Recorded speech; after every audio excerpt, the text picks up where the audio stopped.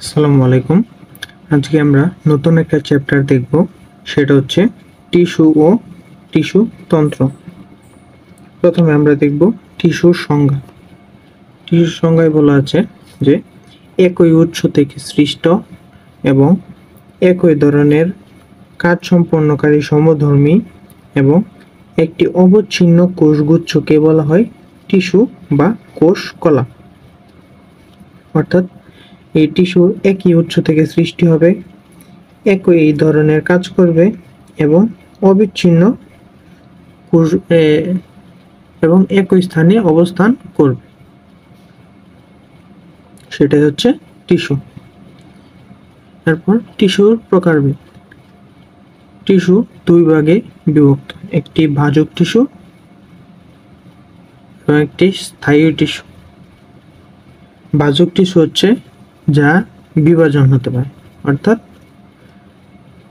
এবং স্থায়ী টিস্যু হচ্ছে যা বিভাজিত হতে পারে না, কিন্তু কিছু কিছু স্থায়ী টিস্যু প্রয়োজনে বিভাজিত হয় এবং এদেরকে বলা হয় সেকেন্ডারি ভাজক টিস্যু। এখন আমরা দেখব ভাজক টিস্যু। ভাজক টিস্যুর অপর নাম হচ্ছে মেরিস্টেম।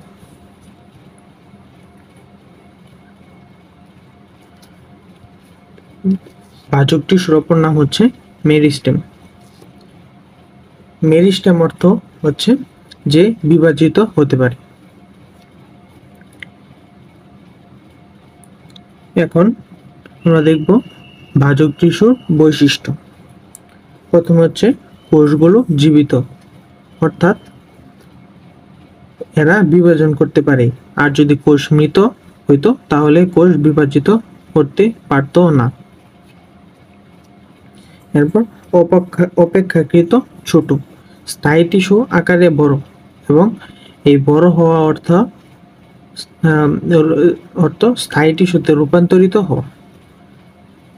এদের সাইটোপ্লাজম পাতলা হয়ে যায় এবং নিউক্লিয়াস তুলনামূলক ছোট হয়ে যায়, কোষগহ্বর সৃষ্টি হয়ে যায়, এজন্য এরা আকারে বড় হয়। এরপর হচ্ছে সর্বদাই বিভাজন ক্ষমতা সম্পন্ন। এরপর কোষগুলো সাধারণত আয়তাকার, ডিম্বাকার, ষড়ভুজাকার হয়ে থাকে।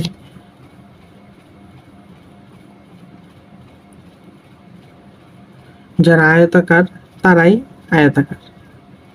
এই টিস্যুর কোষগুলো বিভিন্ন আকৃতির হয় না, ফলে এরা ঘন সন্নিবেষ্টিত হয়ে লেগে থাকে এবং মাঝে আন্তঃকোষীয় কোনো ফাঁক থাকে না।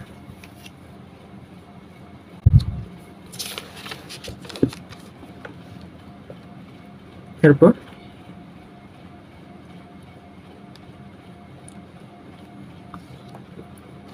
এই কোষগুলো সেলুলোজ নির্মিত এবং পাতলা প্রাচীর বিশিষ্ট হয়।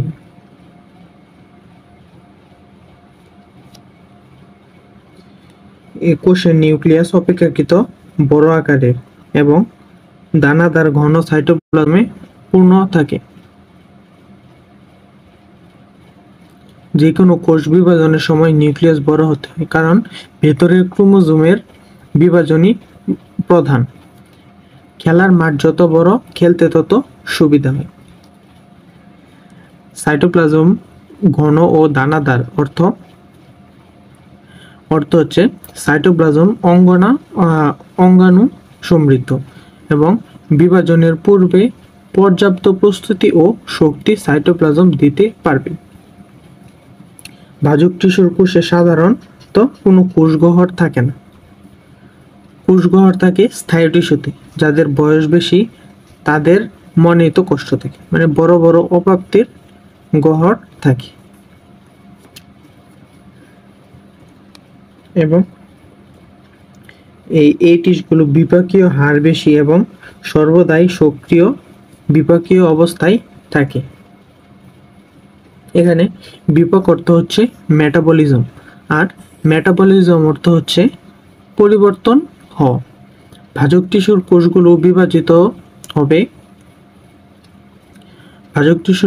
বিভাজিত হবে, তাই তাদের দেহের ভিতর কর্মযোগ্য লেগেই থাকে।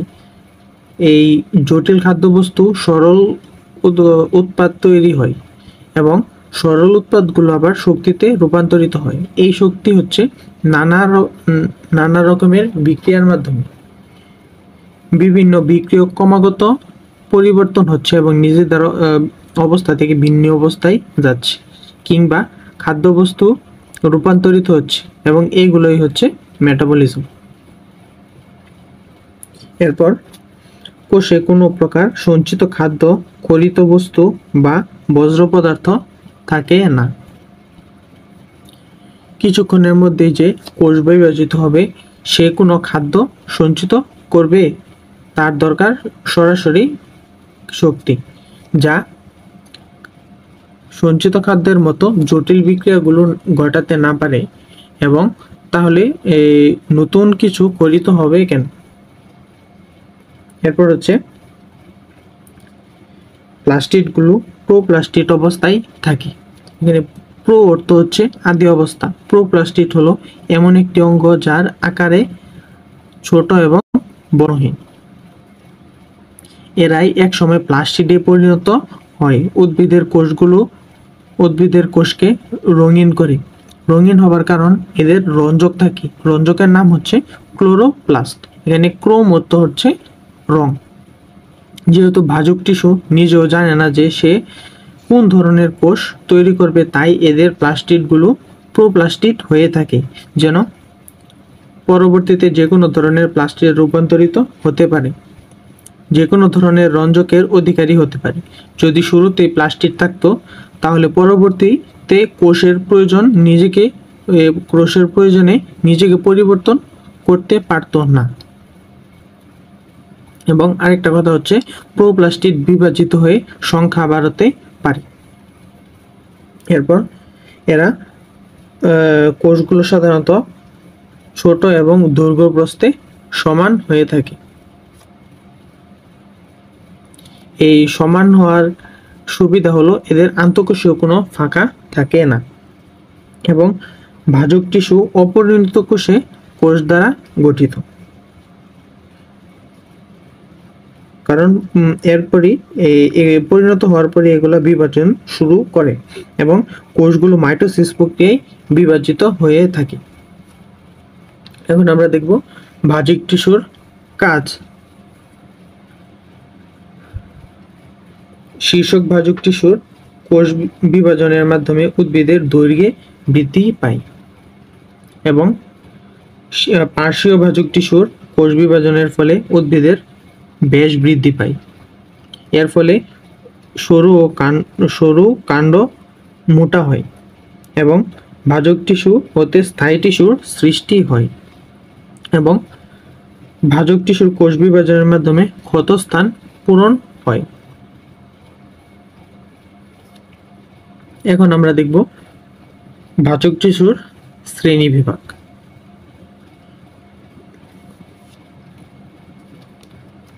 ভাজক টিস্যু কয়েকটি শ্রেণী বিভক্ত: একটি উৎপত্তি অনুসারে, একটি অবস্থান অনুসারে, একটা কোষ বিভাজন অনুসারে, এবং একটি কাজ অনুসারে।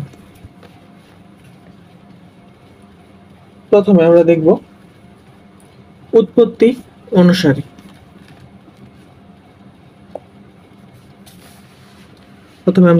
উৎপত্তি অনুসারে ভাজক টিস্যু। উৎপত্তি অনুসারে ভাজক টিস্যু আবার কয়েকটি ভাগে বিভক্ত। প্রথমটা হচ্ছে প্রোমেরিস্টেম বা প্রারম্ভিক ভাজক টিস্যু। এখানে প্রোমেরিস্টেম অর্থ হচ্ছে আদি অবস্থা। প্রো অর্থ হচ্ছে আদি, এবং মেরিস্টেম অর্থ হচ্ছে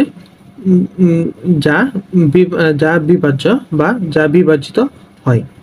এরা উদ্ভিদের আদি পিতা ও আদি মাতা টাইপের কোষ। এরাই উদ্ভিদের সকল কোষের সূচনা ঘটে এবং একেবারে চূড়ায় থাকে। তেমনি প্রোমেরিস্টেম থাকবে মূল ও কাণ্ডের একবার শীর্ষে, ছোট একটি অংশ। এরাই প্রথম বিভাজন শুরু করবে। এরাই সব ধরনের কোষ তৈরি করবে, এবং এদের উদাহরণ হচ্ছে ত্বকীয় কোষ, ভিত্তিকোষ, পরিবহন টিস্যু। তো এখানে আমরা দেখতে পাচ্ছি যে এখান থেকে এদের প্রথম সৃষ্টি হয় এবং প্রথম বিস্তার ঘটে এবং মূল কাণ্ডের অগ্রভাগ শীর্ষের অঞ্চল থেকেই এদের উৎপত্তি। এরপর হচ্ছে প্রাইমারি ভাজক টিস্যু। প্রাইমারি অর্থ প্রাথমিক বা একেবারে শুরুর মুহূর্তেই কোষ। উদ্ভিদের যখন ভ্রূণ অবস্থায় থাকে তখন বিভাজন শুরু করে, তাই যে সেসব কোষ বা টিস্যুকে প্রাইমারি ভাজক টিস্যু বলে। এরা প্রোমেরিস্টেমের প্রথম সন্তান। এরাই মূল ও কাণ্ডের শীর্ষদেশে থেকে বিভাজন চালিয়ে যায়। অর্থাৎ এদের বৈশিষ্ট্য হচ্ছে মূল ও কাণ্ডের শীর্ষে এবং এদের উৎপত্তি হচ্ছে প্রারম্ভিক টিস্যু হতে। এদের উৎপত্তি এবং উদ্ভিদের দৈর্ঘ্যে বৃদ্ধি হয়। এই টিস্যু আমৃত্যু বিভাজন ক্ষম এবং এটা মরার আগ পর্যন্ত এগুলা বিভাজন হতেই থাকে। এরপর হচ্ছে সেকেন্ডারি ভাজক টিস্যু। প্রাইমারি ভাজক টিস্যুর বিভাজন শেষে যখন মনে করে নতুন বিভাজিত কোষগুলো আর বিভাজিত হওয়া উচিত হবে না, সেগুলোকে স্থায়ী টিস্যুতে রূপান্তরিত হতে হয়। এসব টিস্যু স্থায়ী টিস্যু হিসেবেই থেকে যায়, কিন্তু প্রয়োজন পড়লে এদের কিছু অংশ বিভাজিত হতে পারে। এমন টিস্যুকেই সেকেন্ডারি ভাজক টিস্যু বলে। অর্থাৎ এদের বৈশিষ্ট্য হচ্ছে স্থায়ী টিস্যু হতে এরা সৃষ্টি হয়। এর উদাহরণ হচ্ছে কর্ক কেম্বিয়াম, ইন্টারফেসিকুলার কেম্বিয়াম, মূলের অতিরিক্ত কেম্বিয়াম। এখন কথা হচ্ছে এই কেম্বিয়াম আবার কি? কেম্বিয়াম অর্থ হচ্ছে, এখানে কেম্বিয়াম অর্থ হচ্ছে যে কোষ নিজে বদলে গিয়ে অন্য একটি কোষে পরিণত করে, তাদেরকে সেই কোষগুলোকে কেম্বিয়াম বলে। এই কেম্বিয়াম কোথায় থাকে? এই কেম্বিয়াম থাকে জাইলেম ও ফ্লোয়েমের মাঝখানে। এরা মাঝখানে কি করে? এরা কিছুই করে না, শুধু জাইলেম এবং ফ্লোয়েমকে এই দুই পাশ থেকে আটকে রাখে। এখন কথা হচ্ছে ইন্টারফেসিকুলার কেম্বিয়াম অর্থ কি? ইন্টার অর্থ হচ্ছে দুইয়ের মাঝখানে, এবং দুইটি পরিবহন টিস্যুর মাঝখানে কেম্বিয়াম থেকে এদেরকে বলা হয় ইন্টারফেসিকুলার কেম্বিয়াম। আর কর্ক কেম্বিয়াম হচ্ছে যে কর্ক কাণ্ডে থাকে। এ ধরনের কেম্বিয়াম কাণ্ডের ত্বকের দিকে বাকল তৈরি করে। কর্ক অর্থ হচ্ছে বাকল। আশা করি আমরা বুঝতে পারছি।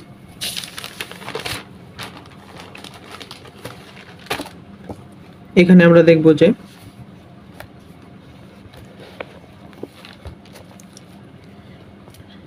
প্রাইমারি ভাজক টিস্যুর এটা আসছে কোন ভার্সিটিতে কোনটা আসছে এটা আমরা দেখতে পাচ্ছি।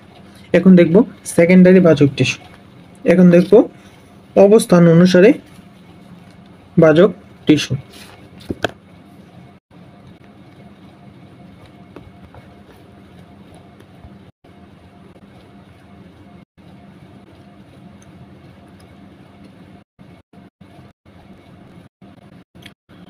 ভাজক টিস্যুকে খুঁজলে আমরা আবার তিনটা জায়গায় পেয়ে যাব। একটা হচ্ছে মূল ও কাণ্ডের শীর্ষে, যা শীর্ষক ভাজক টিস্যু। প্রথম হচ্ছে শীর্ষক ভাজক টিস্যু। এটি হচ্ছে এখানে মূল ও কাণ্ডে শীর্ষে এটি থাকে। এরা হচ্ছে এক ধরনের প্রাইমারি ভাজক টিস্যু। মূল, কাণ্ড, পাতা, ফল, শাখা প্রশাখার শীর্ষে অবস্থিত। এদের বিভাজনের ফলে উদ্ভিদ দৈর্ঘ্যে বৃদ্ধি পায়। এরপর হচ্ছে নিবাসিত বা ইন্টারক্যালোরি ভাজক টিস্যু। এখানে ইন্টার বলতে দুই স্থায়ী টিস্যুর মাঝখানে এরা থাকতে পারে, এই জন্য এদের নাম ইন্টারক্যালোরি ভাজক টিস্যু। দুই স্থায়ী টিস্যুর মাঝখানে যদি এরা বিভাজিত হয় তখন এই উদ্ভিদের দৈর্ঘ্যে বৃদ্ধি পায় এবং এরাও এক ধরনের প্রাইমারি ভাজক টিস্যু। দুই স্থায়ী টিস্যুর মাঝখানে এরা অবস্থিত। এরা প্রাইমারি ভাজক টিস্যু এবং গাছ জাতীয় উদ্ভিদ, পাইন, হর্সটেল প্রভৃতি উদ্ভিদের পত্রমূল মধ্যপর্বের গোড়ায় পর্বের সন্ধিতে এদের ফুলের বোটায় এরা থাকে।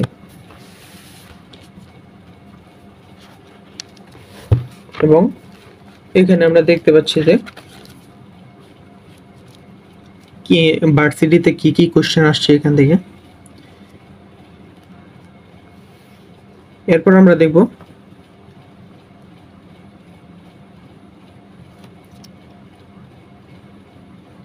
কোষ বিভাজন অনুসারে মাসবাচক, কোষ বিভাজন অনুসারে বাচক টিস্যু।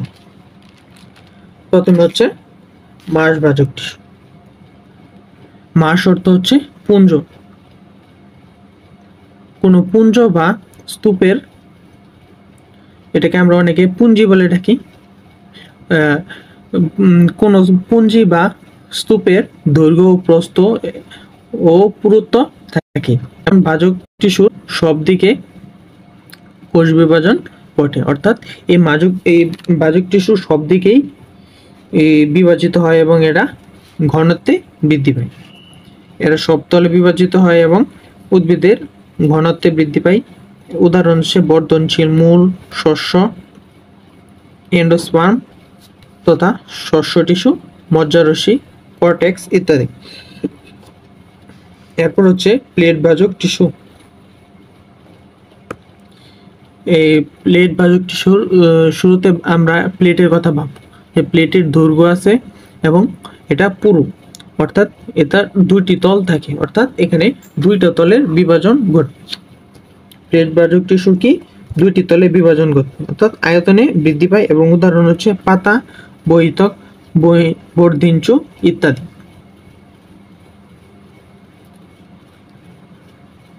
এরপর হচ্ছে রিব ভাজক টিস্যু। এরপর হচ্ছে রিব ভাজক টিস্যু। রিব ভাজক টিস্যু, রিব অর্থ হচ্ছে পটসুকা বা আমাদের বুকের পাঁজর লাঠির মতো লম্বা।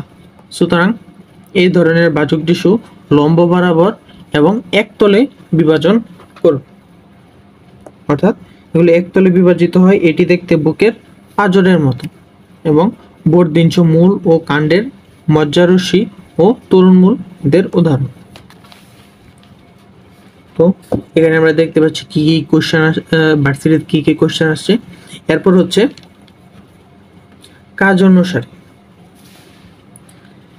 অনুসারে আবার কয়েকটি ভাগে বিভক্ত। প্রথম হচ্ছে প্রোটোডার্ম। এখানে প্রোটোডার্ম অর্থ কি?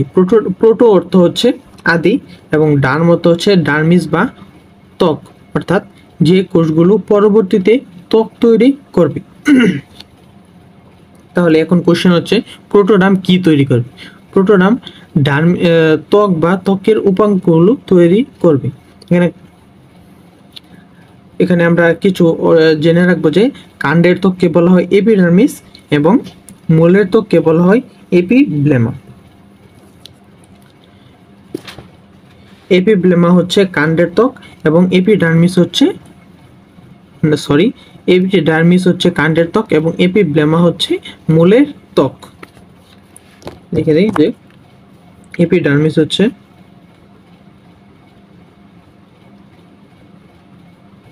কাণ্ডের ত্বক এবং এপিব্লেমা হচ্ছে মূলের ত্বক।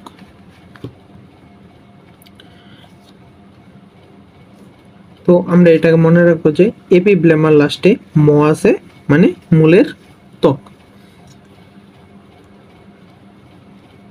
এবং আমরা মনে রাখতে হবে যে উদ্ভিদের কাণ্ড ও পাতার আবরণকে এপিডার্মিস বলা হয় এবং আবার মানুষ বা প্রাণীর শরীরের বাইরের আবরণকেও এপিডার্মিস বলা হয়। সুতরাং মানুষ যেহেতু মাটির নিচে থাকা বা মূলের ব্যাপার নেই, তাই মানুষের এপিব্লেমা থাকে না। এখন প্রশ্ন হইতে পারে যে কেন এপিব্লেমা বলা হয়? এপিব্লেমা এর বাংলা অর্থ হচ্ছে পানি দ্বারা আবৃত থাকা। যেহেতু মূল বা মূলের ত্বক বা মূলের এপিডার্মিস পানি দ্বারা ঢাকা বা আবৃত থাকে, তাই এদের এপিডার্মিস না বলে বলা হয় এপিব্লেমা। এখন অনেকে জিজ্ঞাসা করতে পারে এপিডার্মিস ও এপিব্লেমার মূল পার্থক্যটা কি? মূল পার্থক্যটা হচ্ছে কাণ্ড ও পাতার ত্বকের কোষগুলো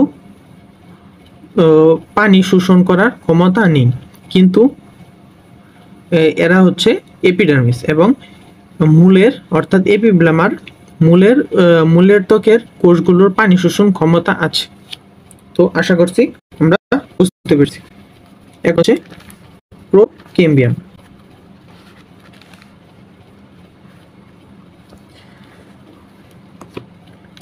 প্রো অর্থ হচ্ছে আদি এবং প্রো অর্থ আদি, এবং কেম্বিয়ামের আদি পিতা হচ্ছে প্রোকেম্বিয়াম, অর্থাৎ যারা কেম্বিয়াম তৈরি করে তারা হচ্ছে প্রোকেম্বিয়াম। প্রোকেম্বিয়ামে কি কি তৈরি করে?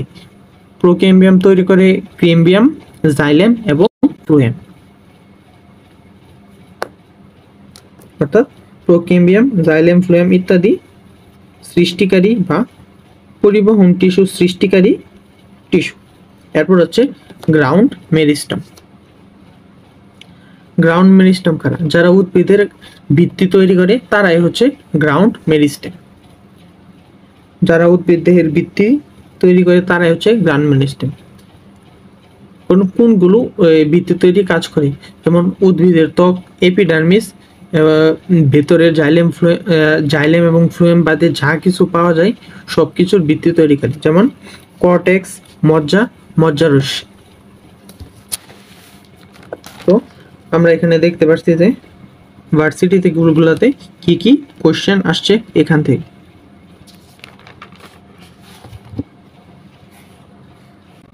এখন দেখব স্থায়ী টিস্যু, অর্থাৎ যে টিস্যু কোষগুলো বিভাজনে অক্ষম সেই টিস্যুকে স্থায়ী টিস্যু বলা হয়। স্থায়ী টিস্যুর বৈশিষ্ট্য কি? এগুলো কোষগুলো সাধারণত বিভাজনে অক্ষম। এই দুই ধরনের টিস্যু কোষ রয়েছে, একটি হচ্ছে জীবিত, একটি হচ্ছে মৃত। মৃত অর্থ হচ্ছে এরা বিভাজন করতে পারে না, জীবিত অর্থ হচ্ছে এরা কিছু কিছু ক্ষেত্রে বিভাজন করতে পারে।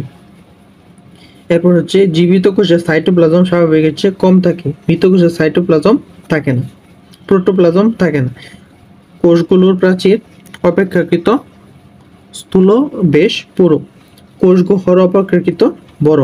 নিউক্লিয়াস স্বাভাবিকের চেয়ে ছোট এবং কোষের একপাশে থাকে। কোষ প্রাচীরে নানা রকম নকশা দেখা যায়, এবং কোষগুলোর মধ্যে আন্তঃকোষীয় ফাঁক থাকতে পারে, আবার নাও থাকতে পারে, এবং এখানে সুনির্দিষ্ট আকার প্রাপ্ত হয়। এরপর আমরা দেখব স্থায়ী টিস্যুর কাজ। এরা খাদ্য তৈরি করে, খাদ্য পরিবহন করে, পানীয় খাদ্য সঞ্চয় করে এবং দৃঢ়তা প্রদান করে। এবার দেখব স্থায়ী টিস্যুর শ্রেণী বিভাগ। স্থায়ী টিস্যুর শ্রেণী বিভাগ গঠন ও কাজের ভিত্তিতে স্থায়ী টিস্যু তিন ধরনের: সরল টিস্যু, জটিল বা যৌগিক টিস্যু এবং ক্ষরণকারী বা নিঃস্রাবী টিস্যু। প্রথমে আমরা দেখব সরল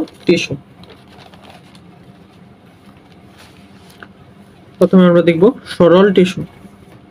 যেই টিস্যু কোষের আকার, আকৃতি, গঠন একই ধরনের এবং আকার আকৃতির ভিত্তির উপর তাকে সরল টিস্যু বলে, এবং এই আকার আকৃতির ভিত্তিতে আবার সরল টিস্যু তিন ধরনের।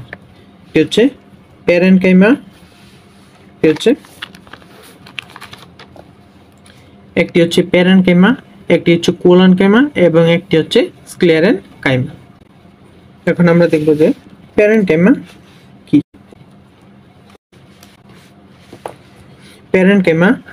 এই প্যারেনকাইমা টিস্যুর কোষগুলো জীবিত এবং কোষপ্রাচীর পাতলা ও পুরু সমান, এবং প্যারেনকাইমা টিস্যুর কোষের কোষপ্রাচীরে কোনো কোপ থাকে না এবং পরিণত কোষরন্ধ্র থাকে।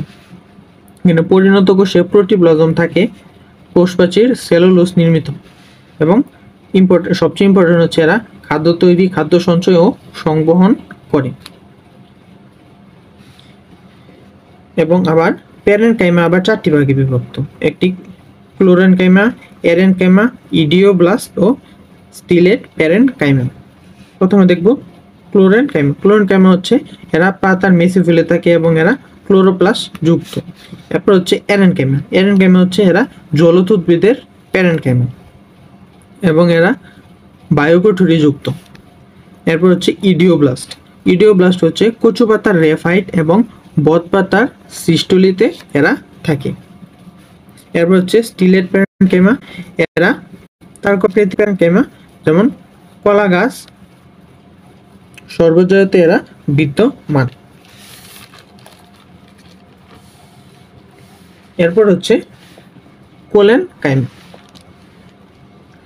এই কোলেনকাইমার কোষগুলো জীবিত, কোষগুলো অসমভাবে স্থূল, পরিণত কোষে প্রোটোপ্লাজম থাকে, কোষরন্ধ্র থাকতে পারে আবার নাও থাকতে পারে। কোষ প্রাচীর সেলুলোজ পেকটিন নির্মিত, তাই প্রাচীর কম নমনীয়। কোষ প্রাচীর খুব থাকে না, কখনো কখনো ক্লোরোপ্লাস্ট থাকে। এরা খাদ্য তৈরি, সঞ্চয় ও অঙ্গকে দৃঢ়তা প্রদান করে এর কাজ। দ্বিবীজপত্রী উদ্ভিদের কাণ্ডের অর্ধত্বকে, পাতার মধ্যশিরায় ও প্রত্যবিন্দুতে এরা থাকে। এছাড়া অ্যাঙ্গুলার বা কোণাকার কুমড়া, লাউ, ডালিয়ার কাণ্ডে থাকে। লেকুনেট বা কুপাকার আকন্দ হাতিসুরের পত্রবিন্দুতে থাকে এবং লেমিনার বা স্তরভূত ঘেটু গাছের কাণ্ডে এরা থাকে। এরপর আমরা দেখব স্ক্লেরেনকাইমা। স্ক্লেরেনকাইমার কোষগুলো মৃত এবং কোষ প্রাচীর সমানভাবে বড় এবং কোনো কোষরন্ধ্র থাকে না। পরিণত কোষে প্রোটোপ্লাজম থাকে না এবং কোষ প্রাচীর নিগ্লিন যুক্ত, তাই কোষ প্রাচীর শক্ত। এখানে ক্লোরোপ্লাস্ট থাকে না, কোষ প্রাচীরে কূপ থাকে এবং অঙ্গকে দৃঢ়তা দেয়। প্রধান কাজ দ্বিবীজপত্রী কাণ্ডের বান্ডল টুপিতে পেয়ারা প্রবৃত্তি ফলে এরা থাকে।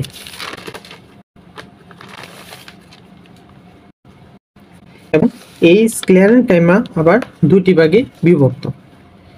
একটি হচ্ছে স্ক্লেরেনকাইমা ফাইবার এবং একটি হচ্ছে স্ক্লেরেট। স্ক্লেরেনকাইমা ফাইবার হচ্ছে এরা উড ফাইবার বা জাইলেম ফাইবার এবং ফ্লোয়েম পেরিসাইকেল ও কর্টেক্স ফাইবার বা ব্লাস্ট ফাইবার বা পাটের আঁশে থাকে। এরপর হচ্ছে স্ক্লেরাইট। এদের স্টোন কোষও বলা হয়। নরম টিস্যুতে স্ক্লেরাইট থাকলে তাকে স্ক্লেরেটিক কোষও বলা হয়।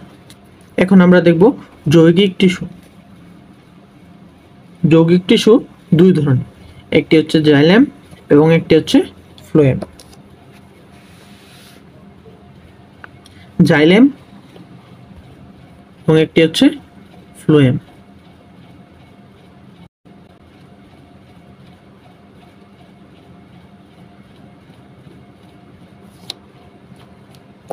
তো এর আগে আমরা একটা জিনিস দেখে আসবো, সেটা হচ্ছে বাস্ট ফাইবার কি।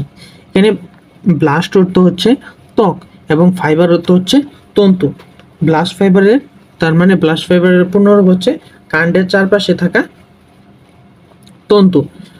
পাট গাছের কথা আমরা ভাবি, পাট গাছের কাণ্ডের চারপাশে থাকে সবুজ আবরণ। এটি পাট হিসেবে ব্যবহৃত হয়, যা দিয়ে পাটের ব্যাগ, বস্তা, দড়ি তৈরি করা হয়। এখন কথা হচ্ছে এই পাট গাছের চারদিকে বাস্ট ফাইবারের কাজটা কি। পাট গাছের ভেতরে থাকে পাটকাঠি বা কাণ্ড। এই পাটকাঠি খুবই ভঙ্গুর এবং বাস্ট ফাইবার পাটকাঠির চারপাশে থাকে, ফলে এই ভঙ্গুর পাটকাঠি দৃঢ়তা লাভ করে এবং সহজে ভাঙে না। এই পাটকাঠির কাণ্ডটি আসলে জাইলেম। এই পাটকাঠির বাইরে যে বাস্ট ফাইবার আবরণ যদি না থাকে, তাহলে পাটকাঠি বা জাইলেম নামক পরিবহন টিস্যু ভেঙে যেত, নষ্ট হয়ে যেত, ফলে পাট গাছ মারা যেত। আবার এই ব্লাস্ট ফাইবারটির সাথে আছে ফ্লোয়েম। এই ব্লাস্ট ফাইবারের কারণে ফ্লোয়েম বিভিন্ন কোষে খুব সহজেই স্থিতিশীল থাকতে পারে এবং এই নিজের কাজ করতে পারে। এখন আমরা দেখব জটিল টিস্যু। জটিল টিস্যু আবার জটিল টিস্যুর বৈশিষ্ট্য আমরা একটু দেখে আসি। সেটা হচ্ছে এরা জটিল টিস্যু বিভিন্ন ধরনের কোষ দিয়ে গঠিত। এই টিস্যু অসমসত্ব প্রকৃতির এবং নালিকা বান্ডেল গঠন করে। এই টিস্যু দুই ধরনের, একটি জাইলেম এবং একটি ফ্লোয়েম। এবং জটিল টিস্যু মিলিতভাবে উদ্ভিদের পরিবহন তন্ত্র গঠন করে এবং পানি ও খাদ্যরসের সংবহন ও দৃঢ়তা প্রদান করে। এখন আমরা জানবো জাইলেম সম্পর্কে। জাইলেম অর্থ হচ্ছে জাইলেম এবং জলের মধ্যে দুটি সিমিলার, এবং এই জাইলেম টিস্যুর কাজ হচ্ছে জল পরিবহন করা বা পানি পরিবহন করা। আরও একটি কাজ আছে। এই জাইলেম বলে আসলে কোনো কোষ নেই, এটি 4 ধরনের কোষের সমষ্টিগত নাম। এই 4টি ধরনের কোষের সমষ্টির নাম হচ্ছে জাইলেম টিস্যু। এই 4 ধরনের কোষ হচ্ছে ট্রাকিড, ভেসেল, জাইলেম ফাইবার এবং জাইলেম প্যারেনকাইম। এখন আমরা দেখব ট্রাকিড সম্পর্কে। ট্রাকিড বা ট্রাকিয়া বা শ্বাসনালী। এই কোষ আসলে শ্বাসনালীর মতোই শ্বাসনালীর মতোই নলাকার।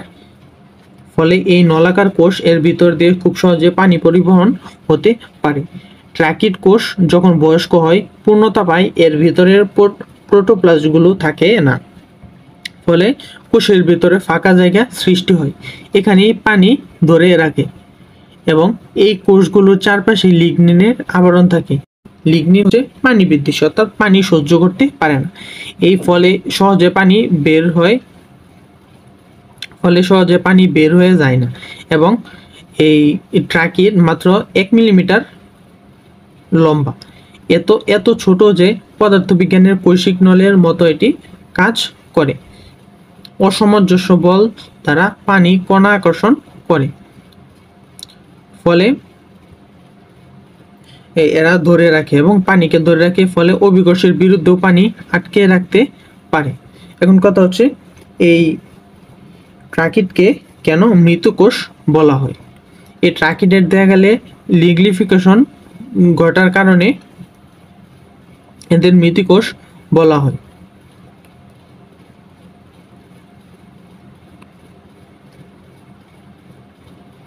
অর্থাৎ এটা যদি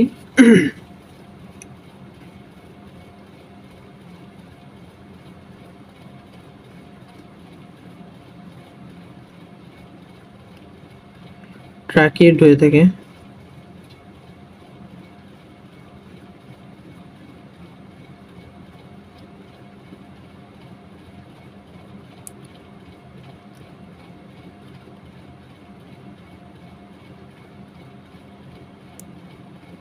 এই যে কালো অংশগুলা এগুলি হচ্ছে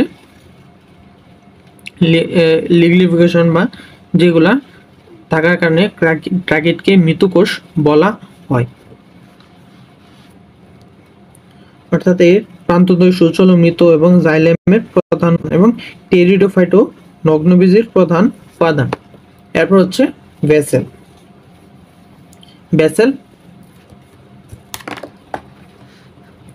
এরপর হচ্ছে ভেসেল। ভেসেল অর্থ হচ্ছে ধমনী বা নালী। এতে নালীর মাধ্যমে আমরা বুঝতে পারি যে এরা জল পরিবহন করে। এখন কথা হচ্ছে, প্রশ্ন হলো যে ট্রাকিড ও ভেসেল কি? এই ভেসেল দুটোর মধ্যে একই কাজ করলে এদের মধ্যে পার্থক্যটা কি? এদের মধ্যে পার্থক্যটা হচ্ছে আকারের মধ্যে। ভেসেল আকারে অনেক বড় এবং ট্রাকিয়া অপেক্ষাকৃত কম বড় এবং প্রায় 10 সেন্টিমিটার করে এর দৈর্ঘ্য। এত বিশাল হওয়ায় এটি বেশি পানি পরিবহন করতে পারে। আকারে বড় হওয়ায় এটি উদ্ভিদের কাণ্ডকে দৃঢ়তা প্রদান করে, ট্রাকেরও দৃঢ়তা প্রদান করে কিন্তু কমে। এই ভেসেল যেমন আকারে বড় তেমনি ভেতরের ব্যাসও বেশি, তাই পরিবহনও বেশি। এখন একটা প্রশ্ন হতে পারে, সেটা হচ্ছে অনুন্নত উদ্ভিদে বা ফার্মবর্গীয় বা নগ্নবীজিতে কি কোনটা থাকবে? সেটা হচ্ছে ট্রাকিড, অর্থাৎ এই ট্রাকিডটা হচ্ছে ছোট, বেশ কম এবং পানি পরিবহন কম করে, এই জন্য অনুন্নত উদ্ভিদে ট্রাকিড থাকবে। এখন হলো এই যে বহন করে, এই জলের দিকটা কোন দিকে হবে? মূল থেকে কাণ্ড, কাণ্ড থেকে মূল, বা পাতা থেকে মূলের দিকে, কোন দিকে? এই জলের দিকটা হবে মূল থেকে কাণ্ড ও পাতার দিকে, কারণ মাটি থেকে পানি মাটিতে থাকে, ফলে মূলের কাছে। এই পানি সালোকসংশ্লেষণের জন্য যাবে গাছের পাতায়। জাইলেম ফাইবারের একদিকে ট্রাকিড ও অন্যদিকে ভেসেল থাকে। এখন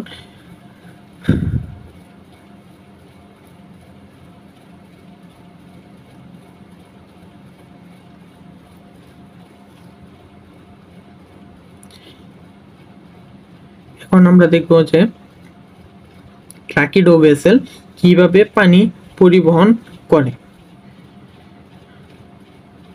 দুটি ট্রাকিড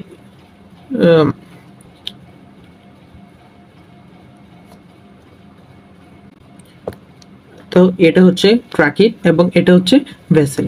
তো আমরা দেখতে পাচ্ছি যে দুটো ট্রাকিড কোষ সরল রেখার মতো নেই, একটির মাথায় আরেকটি, ফলে পানি পরিবহন সরল রেখার মতো না হয়ে একটি কোষ অন্যটির কোষে আড়াআড়িভাবে প্রবাহিত হয়। আড়াআড়িভাবে পরিবাহিত হওয়ার কারণে খুব বেশি পানি পরিবহন হয় না, এই জন্যই অপেক্ষাকৃত অনুন্নত উদ্ভিদে এরা থাকে। অন্যদিকে আমরা ভেসেলে দেখতে পারবো এরা সরল রেখার মতো একটি পর আরেকটি থাকে, এবং এই ভেসেল কোষের প্রান্তের সাথে পরের ভেসেলের সংযোগ থাকে, অর্থাৎ এভাবে আরেকটা নতুন ভেসেল শুরু হয়। ফলে পানি সরল রেখা বরাবর পরিবাহিত হয়, ফলে দ্রুত পানি পরিবাহিত হতে পারে। এই দ্রুত পরিবাহিত হলে অনেক বেশি পানি পরিবহনের সুযোগ থাকে, এই জন্যই ভেসেল উন্নত বা আবৃতবীজী উদ্ভিদে থাকে। তো এখন আমরা দেখবো যে ভেসেল হচ্ছে এরা পরিণত অবস্থায় মৃত মোটা গর্তযুক্ত ভেসেলকে মেটাজাইলেম এবং সরু গর্তযুক্ত ভেসেলকে প্রোটোজাইলেম বলে, এবং আবৃতবীজী উদ্ভিদের প্রধান বলে। এখন হচ্ছে জাইলেম ফাইবার অর্থ হচ্ছে তন্তু, আর দেখেই বোঝা যাচ্ছে এরা আসলে তন্তুময়। তাই তন্তু মানে হচ্ছে দড়ি মানেই কোনো কিছু শক্তভাবে আটকে রাখা, মানে দৃঢ়তা দেওয়া। এখন কথা হচ্ছে এরা কাকে দৃঢ়তা দেবে, মানে উদ্ভিদের দেহকে দৃঢ়তা দেবে। এই জাইলেমের কাজ হচ্ছে জল পরিবহন, তাহলে এরা দৃঢ়তাও দেবে, পাশাপাশি জল পরিবহনও করবে। এবং এরা হচ্ছে মৃত কোষ, কারণ জাইলেম ফাইবার আসলে স্ক্লেরেনকাইমা নামক স্থায়ী কোষ, অর্থাৎ এদের বৈশিষ্ট্য হচ্ছে এদের প্রাচীরে লিগনিন যুক্ত, এদের উড ফাইবারও বলা হয়, এবং এরা মৃত ও দৃঢ়তা প্রদান করে। এরপর হচ্ছে জাইলেম প্যারেনকাইমা।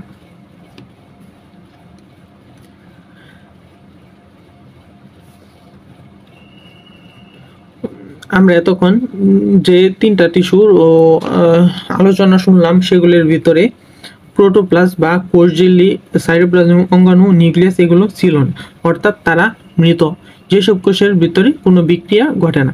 কিন্তু জাইলেম প্যারেনকাইমা একমাত্র কোষ যার ভিতরে প্রোটোপ্লাস্ট আছে, ফলে কোষের ভেতরে বিপাকীয় কর্মকাণ্ড বা বিক্রিয়া সমূহ চলতে থাকে। এজন্য বলা হয় জাইলেম প্যারেনকাইমা জীবিত কোষ। জাইলেম প্যারেনকাইমা জীবিত, তাই এদের ভিতরে কোনো ফাঁকা থাকে না, ফলে এটি পানি পরিবহনও করতে পারে না। পানি পরিবহন না করলেও বাকি 3 ধরনের জাইলেম কোষকে এরা সাহায্য করে পানি পরিবহনে। পাশাপাশি জীবিত কোষ হবার কারণে এটি নিজের ভেতরে খাদ্য জমা রাখতে পারে।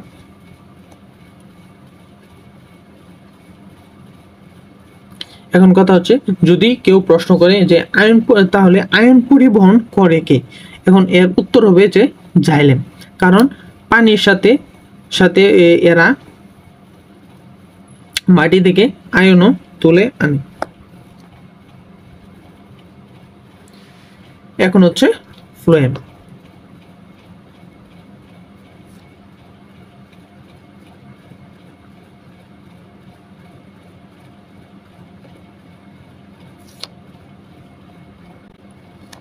ফ্লোয়েম টিস্যু আবার 4 ধরনের ভাগ রয়েছে। একটি সিপনল বা সিপ কোষ, সঙ্গী কোষ, ফ্লোয়েম ফাইবার এবং ফ্লোয়েম প্যারেনকাইমা। এখন আমরা দেখব যে সিপনল কোষ।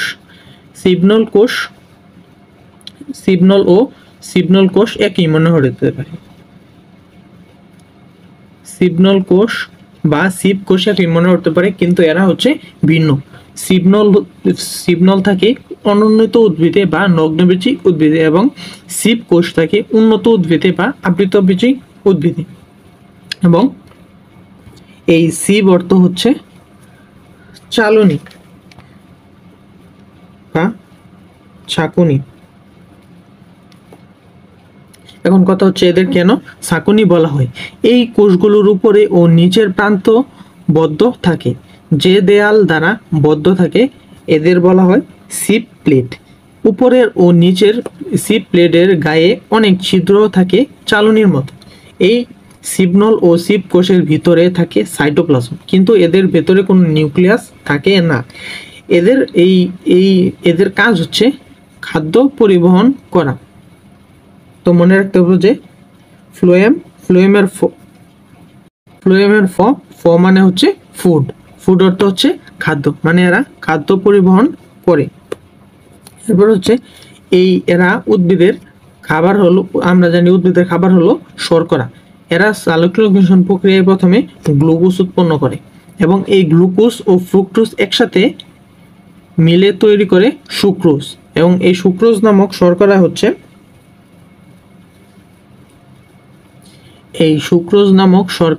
সিপনল। এই সুক্রোজই সিপনল ও সিপ কোষ পরিবহন করে। এখন কথা হচ্ছে এই সিপ কোষ কোন দিকে সুক্রোজ পরিবহন করে। উদ্ভিদের পাতা থেকে মূল ও কাণ্ডের দিকে এটি পরিবাহিত হয়, কারণ পাতাতে খাদ্য উৎপন্ন হয়, এরপর সারা দেহে ছড়িয়ে পড়ে। তো এখন থেকে হচ্ছে এদের নিউক্লিয়াস থাকে না, অর্থাৎ এরা সিপনল ধরে এরা বলছে যে এরা নিউক্লিয়াস থাকে না। এখানে শীতকালে ক্যালেজ নামক এক প্রকার বস্তু তৈরি হয় এবং পাতা থেকে উদ্ভিদে খাদ্য পরিবহন করে। এরপর হচ্ছে সঙ্গী কোষ। সঙ্গী নাম দেখে ধারণা করা যায় এই কোষ কাউকে সঙ্গ দেয় বা কারো সাথে থাকে। এখন কথা হচ্ছে এই কোষ কাকে সঙ্গ দেয়। সিপনল বা সিপ কোষের সাথে সবসময় এই কোষ থাকে, এজন্য একে সঙ্গী কোষ বলা হয়। এই সঙ্গী কোষের কাজ কি। এই সঙ্গী কোষ নিয়ে বিজ্ঞানীরা এখনো চিন্তিত, তবে ধারণা করা হয় এই কোষটি সিপ কোষের ভেতরে সুক্রোজ লোড বা আনলোড করা হয়, অর্থাৎ সুক্রোজ দেয় আবার নিয়ে আসে। এখন এই সিপনল ও সিপ কোষ তো নিউক্লিয়াস নাই, স্বাভাবিকভাবে সিপ কোষ নিজের বিক্রিয়া ঘটাতে পারে না, ফলে সিপ কোষ সঙ্গী কোষের সাহায্য নেয়। যদি সঙ্গী কোষের ভিতরে অঙ্গাণুগুলো ব্যবহার না করতে পারত তবে সঙ্গী কোষ মারা যেত। আবারও বলছি, সিপ কোষে ও সঙ্গী কোষে নিউক্লিয়াস নেই, এরা স্বাভাবিকভাবেই এর বিক্রিয়া করতে পারে না, ফলে সিপ কোষ সঙ্গী কোষের সাহায্য নেয়। যদি এই সঙ্গী কোষের ভেতরে যে যদি সঙ্গী কোষের ভেতরে বিভিন্ন অঙ্গগুলোকে ব্যবহার করতে না পারতো তাহলে এরা মারা যেত। যদি সঙ্গী কোষ মারা যেত তাহলে উদ্ভিদের কোনো খাদ্য পরিবাহিত হতে পারত না। এই খাদ্যের অভাবে পুরো কোষগুলো মারা যেত। কোষের মৃত্যু মানে পুরো উদ্ভিদেই মৃত্যু। এরপর হচ্ছে অর্থাৎ আমরা দেখতে পাচ্ছি এরা বৃহৎ নিউক্লিয়াস থাকে এবং নগ্নবীজিতে সঙ্গী কোষ অনুপস্থিত। এরপর হচ্ছে ফ্লোয়েম ফাইবার। ফ্লোয়েম ফাইবারের আরেকটি নাম হচ্ছে ব্লাস্ট ফাইবার। ব্লাস্ট অর্থ হচ্ছে চামড়া বা বাকল বা স্কিন, গাছের স্কিন। তো আমরা এটাতে পাটের কথা ভাবতে পারি। পাট গাছের মাঝখানে কাণ্ডটি হচ্ছে পাটকাঠি। সেটা হচ্ছে পাটকাঠির গায়ে এক ধরনের পাটের আঁশ বা চামড়া থাকে, এটি পাট হিসেবে ব্যবহৃত হয়। এর দ্বারা আমরা বিভিন্ন কিছু তৈরি করতে পারি এবং পাটকাঠি খুবই ভঙ্গুর এবং পাটের আঁশ চামড়া পাট গাছকে ভেঙে যেত। যেহেতু চামড়াটি বাস্ট ফাইবার, তাই এটি দৃঢ়তা প্রদান করে থাকে। এখন প্রশ্ন হচ্ছে যে ফ্লোয়েম ফাইবার নিজে এতটা কিভাবে দৃঢ়তা অর্জন করতে পারে। সেটা হচ্ছে এরা আসলে এদের মধ্যে এরা পেকটিন ও ক্যালসিয়াম আয়নের সাহায্য নেয়, যা এদেরকে দৃঢ় থাকতে সাহায্য করে। এবং এরা হচ্ছে মৃত কোষ। এরপর হচ্ছে phloem parenchyma. Phloem parenchyma parenchyma অর্থ কোনো কিছুকে পাশেই ঢেলে দেয়া। অর্থাৎ এই এখানে প্যারা অর্থ হচ্ছে পাশে এবং কাইমা অর্থ হচ্ছে ইনভেশন বা ঢেলে দেওয়া। অর্থাৎ যে ফ্লুয়েম টিস্যু কোষ একটি খাবার পরিবহন করবে এবং খাবারকে পাশের কোষে ঢেলে দেবে। এই ফ্লুয়েম কোষগুলো ফ্লুয়েম প্যারেনকাইমা ফ্লুয়েমের পাশেই অবস্থান করবে এবং এই ফ্লুয়েম প্যারেনকাইমা হচ্ছে জীবিত কোষ।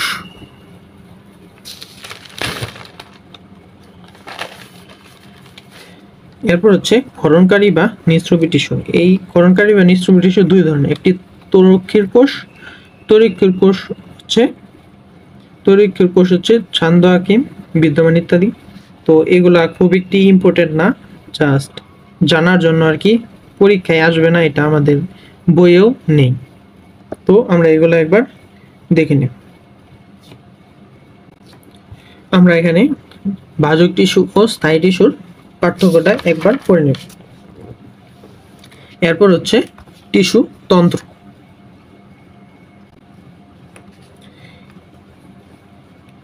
একই ধরনের শরীরবৃত্তীয় বা যান্ত্রিক কাজ সম্পাদিত নিয়োজিত এক বা একাধিক টিস্যুকে বলা হয় টিস্যু তন্ত্র।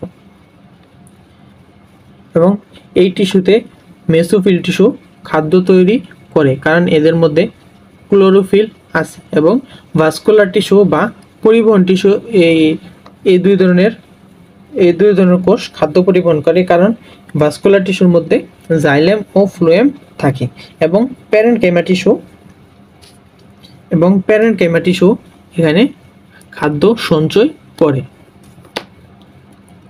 এখন আমরা দেখব যে টিস্যু তন্ত্র তিন ভাগে বিভক্ত। একটি এপিডার্মাল টিস্যু, একটি হচ্ছে গ্রাউন্ড টিস্যু তন্ত্র, এপিডার্মাল টিস্যু তন্ত্র, গ্রাউন্ড টিস্যু তন্ত্র এবং ভাস্কুলার টিস্যু তন্ত্র। প্রথমে আমরা দেখব এপিডার্মাল টিস্যু তন্ত্র বা ত্বকীয় টিস্যু তন্ত্র। এপিডার্মাল টিস্যু কি? এপি অর্থ হচ্ছে বাইরে বা উপরে, ডার্মাল বা ডার্মিস অর্থ হচ্ছে ত্বক, বাইরের দিকে উদ্ভিদের ত্বকের টিস্যু যারা খাদ্য তৈরি করে, অর্থাৎ বাইরের দিকে উদ্ভিদের ত্বকের টিস্যু যারা খাদ্য যারা তৈরি করে তারাই হচ্ছে epidermal tissue. Epidermal tissue epidermis তৈরি করে, অর্থাৎ ত্বক তৈরি করে এই টিস্যু। এবং আমরা পড়ে আসছিলাম যে মূলের ত্বককে বলা হয় এপিডার্মিস এবং এই এপিডার্মিস হচ্ছে প্যারেনকাইমা জাতীয় কোষ।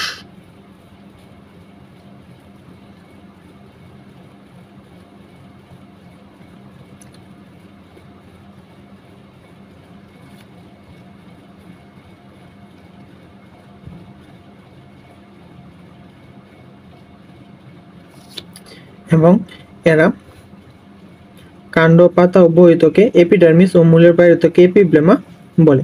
এবং এরা এপিডার্মাল প্রধান থেকে তৈরি করে।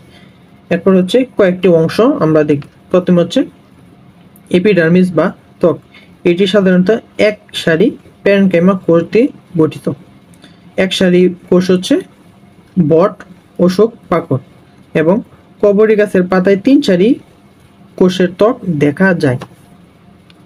এবং সাধারণত রক্ষী কোষ ব্যতীত অন্য কোনো কোষে ক্লোরোপ্লাস্ট থাকে না। এখানে আছে যে লিগনিন জমা থাকে হচ্ছে সাইকাস, পিনাস ও ঘাস জাতীয় কিছু উদ্ভিদের পাতায়। এবং অ্যান্থোসায়ানিন নামক রঞ্জক থাকে ফুলের পাপড়ি ও ফুল ত্বকে। এবং মাইরোসিন কোষ থাকে সরিষা জাতীয় গোত্রের পত্র ত্বকে। এবং এখানে মাইরোসিন এনজাইম নিঃসৃত হয়। এবং কর্ক ও সিলিকা জাতীয় কোষ থাকে কিছু ঘাস ও নখযুক্ত কাণ্ডে। এবং বলিফ্রম হচ্ছে গম, ভুট্টা, আখ ইত্যাদি। এবং মূলের বাইরের ত্বককে বলা হয় এপিব্লেমা, যেটা আমরা জেনে আসলাম। এবং কোনো এপিব্লেমা কোনো কোনো কোষ হতে এককোষী রোমে উৎপন্ন হয়। এদেরকে বলা হয় মূল রোম।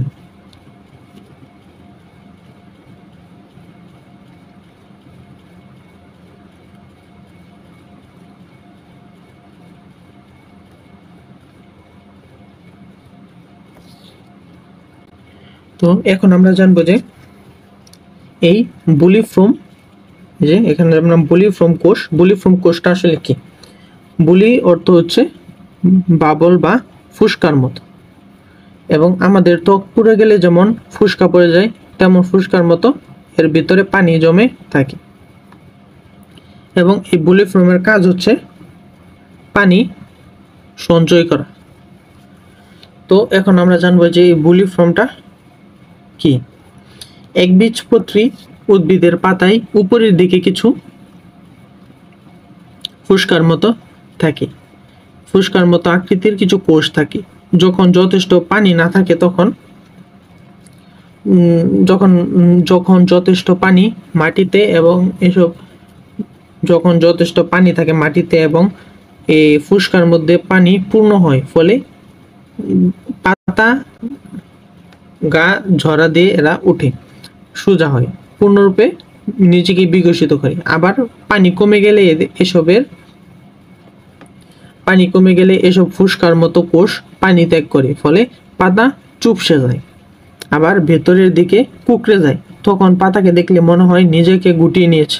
পাতা গুটিয়ে নিলে নিজের দেহ থেকে বাকি পানিগুলো হারাতে দেয় না এবং এই পত্ররন্ধ্রগুলো নিজেদের লুকিয়ে ফেলে।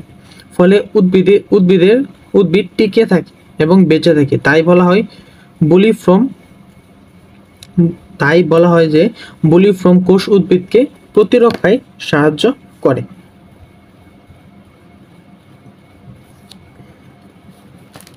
তো এখানে আমরা কিছু দেখব যে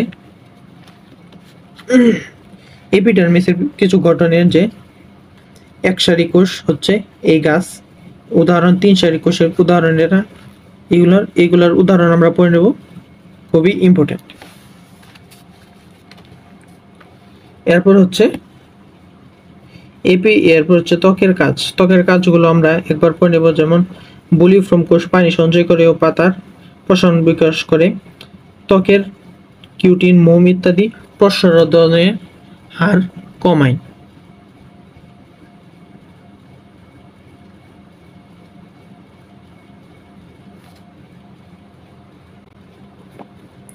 এরপর হচ্ছে এপিডার্মাল উপবৃদ্ধি।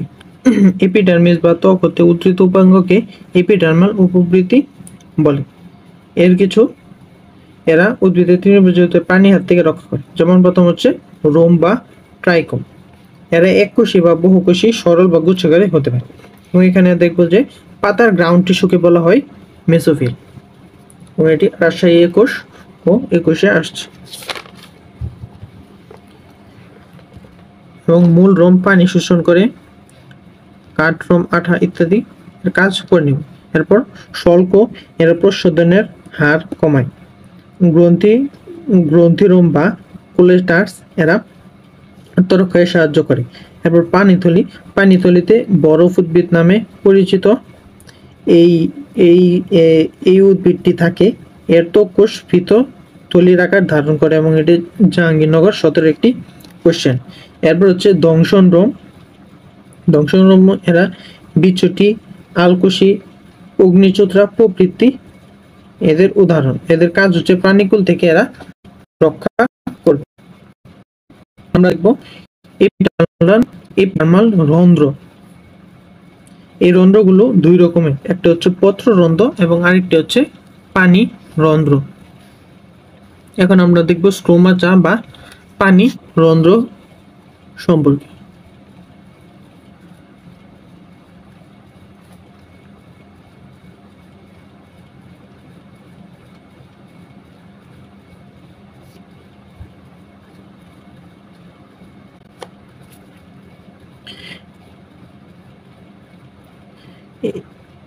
পাতা ও কচি কাণ্ডের ত্বক ছিদ্রযুক্ত থাকে। এই ছিদ্রগুলো আণবিকে ধরা পড়ে না। এইসব ছিদ্র দিয়ে চন্দ্রাকৃতির রক্ষী কোষ বেষ্টিত থাকে এবং রক্ষী কোষে এটি বড় নিউক্লিয়াস, বহুকোষ ও সাইটোপ্লাজমে আকৃত থাকে। দুইটি রক্ষী কোষ দিয়ে বেষ্টিত নিয়ন্ত্রিত বিশেষ ছিদ্রকে বলা হয় স্টোমাটা বা পত্র রন্ধ্র। এবং এই বায়ুকোঠরি বা সাব স্টোম্যাটাল বায়ুকোঠরি বা শ্বাসকোঠরি এদের বলা হয়। এবং এদের উদাহরণ এবং একটি উদাহরণ হচ্ছে যে পাথরকুচি গোত্রের উদ্ভিদ পত্ররন্ধ্র খোলা থাকে এবং দিনে বন্ধ থাকে, আর অন্য সকল উদ্ভিদের সারাদিন পত্ররন্ধ্র খোলা থাকে এবং রাত্রে বন্ধ থাকে। এরপর আমরা দেখব পত্ররন্ধ্রের প্রকারভেদ। পত্ররন্ধ্রের কিছু প্রকারভেদ, একটি হচ্ছে ডায়াসাইট্রিক। ডায়াসাইট্রিক কি? স্টোমা দুটি সাবসিডিয়ারি কোষ দ্বারা পরিবেষ্টিত থাকে। কোষ রক্ষী কোষের সাথে সমকোণে থাকে, অর্থাৎ এরা সমকোণে থাকে, অর্থাৎ এখানে যদি একটা টান দিই, এখানে একটা টান দিই, অর্থাৎ 90 ডিগ্রি অ্যাঙ্গেলে এরা থাকে। এরপর হচ্ছে প্যারাসাইট্রিক। প্যারাসাইট্রিক কি? এরা সমান্তরাল ভাবে থাকে, রক্ষী কোষ যেদিকে এবং এবং এই রক্ষী কোষ এইদিকে এবং সাবসিডিয়ারি কোষটাও এইদিকে। এরপর হচ্ছে আনিসোসাইট্রিক। আনিসোসাইট্রিক হচ্ছে এর স্ট্রোমা হচ্ছে তিনটি।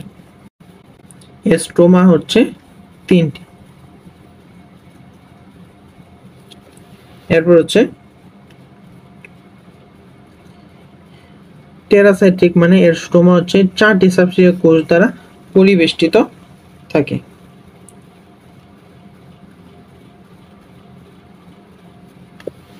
অর্থাৎ এখানে যদি আমরা দেখি যে 1টা 2টা 3টা এবং এই যে এই 4টা সাবসিডিয়ারি কোষ দ্বারা পরিবেষ্টিত থাকে। এরপর হচ্ছে একনিওসাইট্রিক রেডিকুলা, রেডিয়ালি লম্বা কোষ দ্বারা পরিবেষ্টিত থাকে। এরপর হচ্ছে অ্যানোইমোসাইট্রিক, এগুলা ত্বকীয় কোষ থেকে গ্রহণযোগ্য নয়। এরপর পত্ররন্ধ্রের কাজগুলো আমরা দেখি না। এরপর হচ্ছে পানি পত্ররন্ধ্র বা হাইদা ঠোঁট। এখানে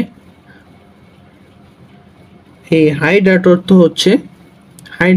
হচ্ছে পানি এবং এই ঠোঁট অর্থ হচ্ছে ওয়ে বা পথ, অর্থাৎ এটি অর্থ হচ্ছে কিছু উদ্ভিদের পাতায় পানি বের হওয়ার জন্য যে বিশেষ পথ থাকে সেটি হচ্ছে হাইদা ঠোঁট বা পানি পত্র রন্ধ্র। গ্রীষ্মকালে প্রচুর গরমের সময় ঘাস, কচু, টমেটো ইত্যাদি তার কিনারায় পানি সরাসরি ফোঁটা দেখা যায়। এসব বের হয় পানি পত্ররন্ধ্রের মাধ্যমে। অর্থাৎ এই ঘাস, কচু, টমেটো এগুলাকে আমরা মনে রাখতে পারবো ঘটক দিয়ে, অর্থাৎ হাইড্রেটের উদাহরণ হচ্ছে ঘটক, ঘাস, টমেটো, কচু। মাটিতে প্রচুর পানি থাকলে এবং আবহাওয়া অতিরিক্ত আর্দ্র থাকলে সাধারণত এমনটি ঘটে।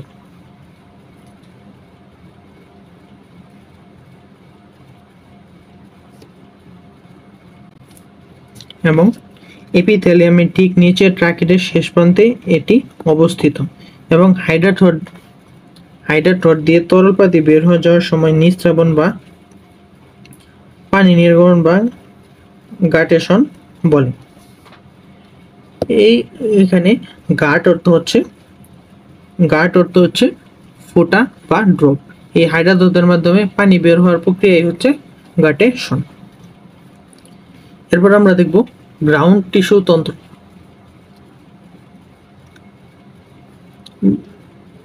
যারা উদ্ভিদের ভিত্তি তৈরি করে তারাই হচ্ছে গ্রাউন্ড টিস্যু তন্ত্র।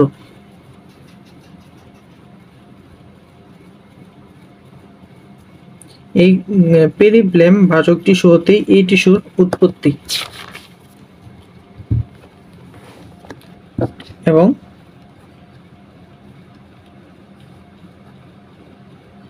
যেসব উদ্ভিদের মূল ও দ্বিবীজপত্রী উদ্ভিদের কাণ্ড একই টিস্যু তন্ত্রে স্পষ্ট তাদের দুই ভাগে ভাগ করা হয়। একটি হচ্ছে বহিঃস্থলীয় অঞ্চল, একটি হচ্ছে অন্তঃস্থলীয় অঞ্চল বা স্টিলের ভিতরে।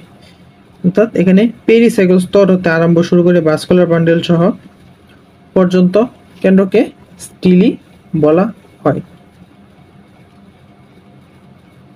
এর কাজ হচ্ছে প্রধানত বিপাককরণ, খাদ্য সঞ্চয় ও আংশিক দৃঢ়তা প্রদান।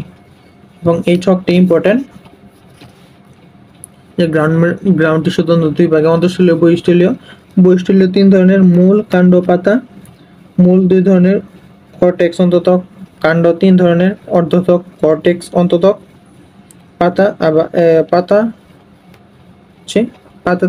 পাতার মেসোফিল টিস্যু আবার দুই ধরনের, সেটা হচ্ছে একবীজপত্রী পাতা, দ্বিবীজপত্রী পাতা।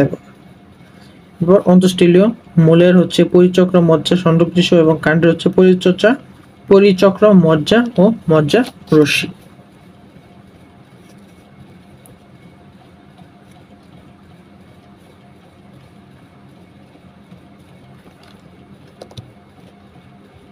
এখন আমরা জানবো এই স্টিলি সম্পর্কে।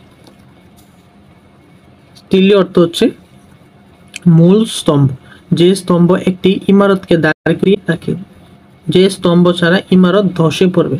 উদ্ভিদের যে কোনো অঙ্গের একেবারে কেন্দ্র হতে পরিচক্র পর্যন্ত এলাকাকে বলা হয় স্টিলি। এই অংশটি উদ্ভিদের গুরুত্বপূর্ণ কাজ করে, ফলে একে স্টিলি বা ভিত্তি বলা হয়। বহিঃস্থলীয় অর্থ হচ্ছে বাইরের অংশকে।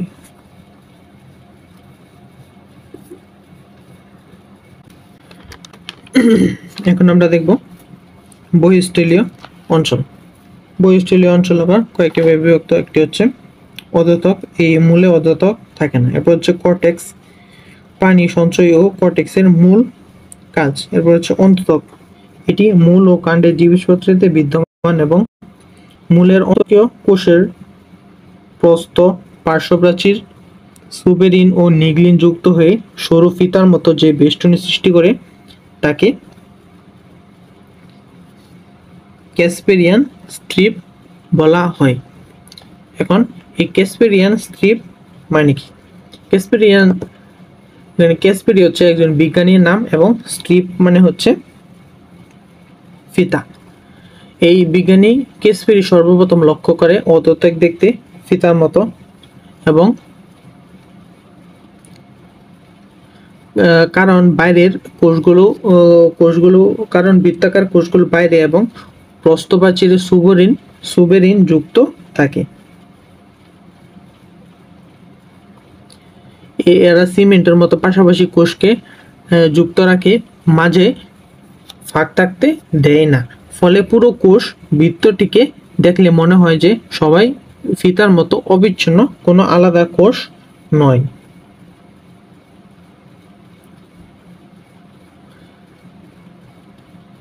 এখন কথা হচ্ছে এই ক্যাসপেরিয়ান স্ট্রিপ কোথায় থাকবে? মূলে না কাণ্ডে? উত্তর হচ্ছে মূলে। কারণ মূলে কারণ মূলের মধ্যে দিয়ে পানি ও আয়ন পরিবাহিত হয়, সেখানে নির্দিষ্ট চাপ থাকতে হয়। যদি স্ট্রিপ যদি পাতলা হয় বা না থাকে, তবে চাপ ধরে রাখতে পারবে না বা চাপ ধরে রাখা যাবে না। দুটি কোষের ফাঁক দিয়ে মজ্জার পানি কর্টেক্সে চলে যাবে। এই ক্যাসপিয়ান স্ট্রিপ হচ্ছে লিপিড হচ্ছে পানি বিদ্বেষী, ফলে মজ্জা ও মজ্জার বাইরে পানির প্রবাহকে আলাদা রাখে এবং এই স্তরকে শ্বেতসার আবরণী বলে এবং মূলত চাপ নিয়ন্ত্রণ করা এদের ভূমিকা আছে এবং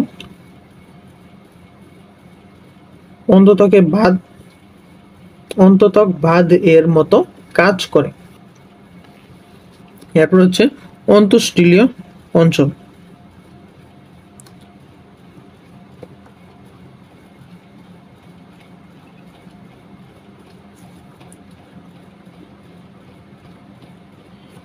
প্রথমে হচ্ছে পেরিসাইকেল বা পরিচক্র।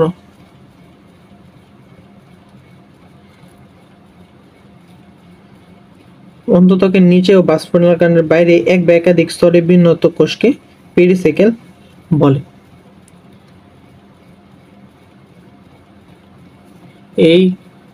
এরা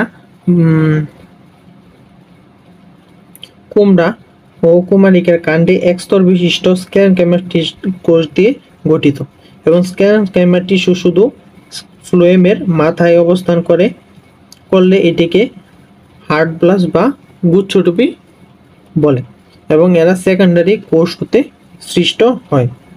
এদের কাজ হচ্ছে দৃঢ়তা প্রদান, পার্শ্বমূল সৃষ্টি এবং কাণ্ডে অস্থানিক মূল সৃষ্টি করা। এবার হচ্ছে মজ্জা এদের খাদ্য সঞ্চয়ী প্রধান কাজ। এবার হচ্ছে মজ্জারশ্মি, এটি প্যারেনকাইমা কোষ দিয়ে গঠিত।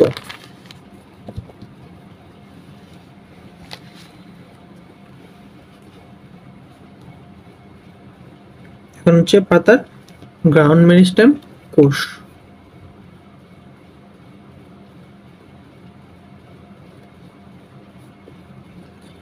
পাতা গ্রাউন্ড কোষকে মেসোফিল বলে এবং পেলিসাইড প্যারেনকাইমা কোষগুলো ঘনবেষ্টিত, বিন্যস্ত, অনিয়তাকার, এগুলো আমরা আগেই পড়ে এসেছি এবং শ্বাসনির্গমন প্রক্রিয়ায় টিস্যুর কাজ করে।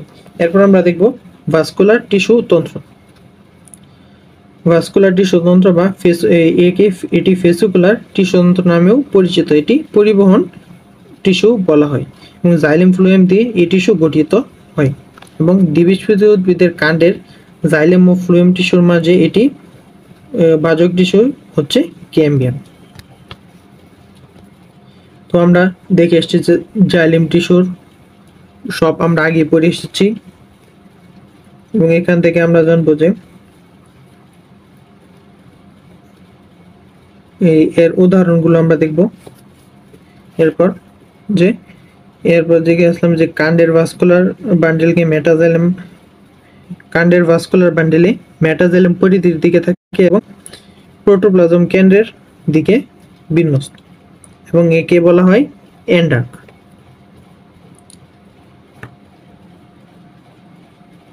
এবং এই মূলের ভাস্কুলার টিস্যুতে প্রোটোপ্লাজম পরিধির দিকে এবং মেটাজাইলেম থাকে কেন্দ্রের দিকে, একে বলা হয় এক্সাক। এবং পাতায় মেসোফিল ও মেটাজাইলেম উভয়ই কেন্দ্র ও পরিধির দিকে থাকে, বিন্যস্ত থাকে, একে বলা হয় মেসাক। এরপর হচ্ছে ফ্লোয়েম টিস্যু। এই ফ্লোয়েম টিস্যু আমরা পড়ে এসেছি আগেই, তো ওইখান থেকে আমরা দেখে নেব।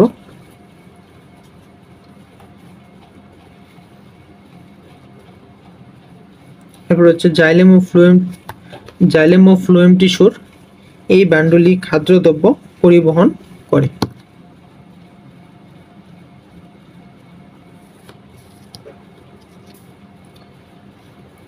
ভাস্কুলার বান্ডেলে জাইলেম ও ফ্লোয়েম তুলনামূলকভাবে কয়েকটি জিনিসের উপর নির্ভর। একটি হচ্ছে সংযুক্ত, একটি হচ্ছে উরীয়, একটি হচ্ছে কেন্দ্রিক, একটি হচ্ছে সংযুক্ত আবার কয়েকটি বিভাগ, একটি সমপার্শ্বীয়, সমদ্বিপার্শ্বীয়।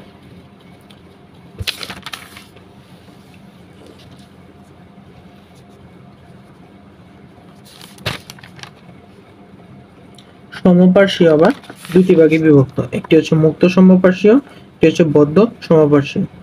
অর্থাৎ মুক্ত সমপার্শ্বীয় হচ্ছে জাইলেম ও ফ্লোয়েমের মাঝে কেম্বিয়াম থাকবে, এবং বদ্ধ সমপার্শ্বীয় হচ্ছে জাইলেম ও ফ্লোয়েমের মাঝে কোনো কেম্বিয়াম থাকবে না।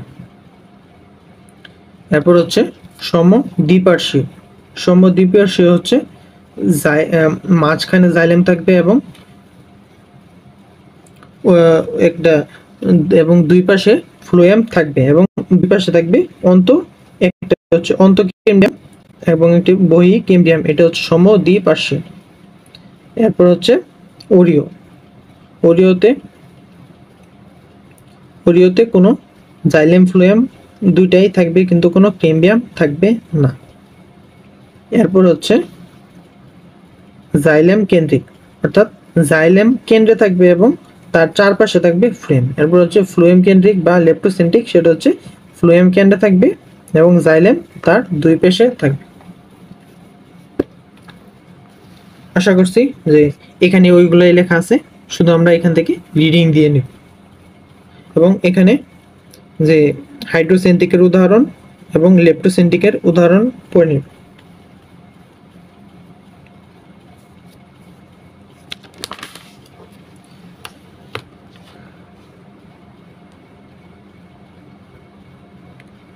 এখন একবীজপত্রী উদ্ভিদের মূলের গঠন, এগুলা একবার রিডিং দিয়ে নিব, খুব একটু না।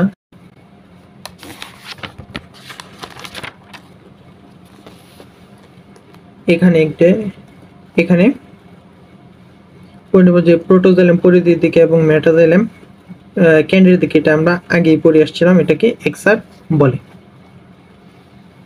এবং এই শনাক্তকারী বৈশিষ্ট্যগুলো, একবীজপত্রী মূলের শনাক্তকারী বৈশিষ্ট্য খুবই ইম্পর্টেন্ট।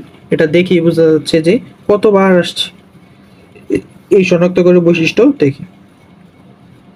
এগুলো আমরা রিডিং দিয়ে পড়ে নিব। তারপর এখানে যে জাইলেমের টিস্যুর গঠন অনেকটা ইংরেজি ওয়াই অথবা ভি অক্ষরের মতো, এবং মেটাজাইলেমের দুই বাহুতে এবং প্রোটোজাইলেমের লেজের দিকে এটি অবস্থিত। এবং ফ্লোয়েমে আমরা দেখতে পাচ্ছি যে এটি জাইলেম টিস্যুর ওয়াই বা ভি বাহুর মাঝখানে অবস্থিত, এবং সিবনল এবং সঙ্গী কোষ দিয়ে ফ্লোয়েম গঠিত। এদিকে ফ্লোয়েম প্যারেনকাইমা থাকে না। তো এইগুলো আমরা একবার রিডিং দেখে নেব এবং শনাক্তকরণ বৈশিষ্ট্য একবার পড়ি। এবং একবীজপত্রী কাণ্ডের শনাক্তকারী বৈশিষ্ট্য পড়ি। এবং সবচেয়ে সহজ উপায় হচ্ছে যে আমরা এখানে ছক আছে, এই ছকের মধ্যে পড়ে নেব যে মূলের কাণ্ড পার্থক্য, একবীজপত্রী কাণ্ডের পার্থক্য এবং একবীজপত্রী কাণ্ড ও একবীজপত্রী মূলের পার্থক্য। তো আশা করছি এই চ্যাপ্টারটা আমরা ভালোভাবে বুঝতে পারছি। তো যদি কারো কোনো কোশ্চেন থাকে অবশ্যই কোশ্চেন করবে কমেন্ট বক্সে। তো আজ এ পর্যন্তই। আসসালামু আলাইকুম, আল্লাহ হাফিজ।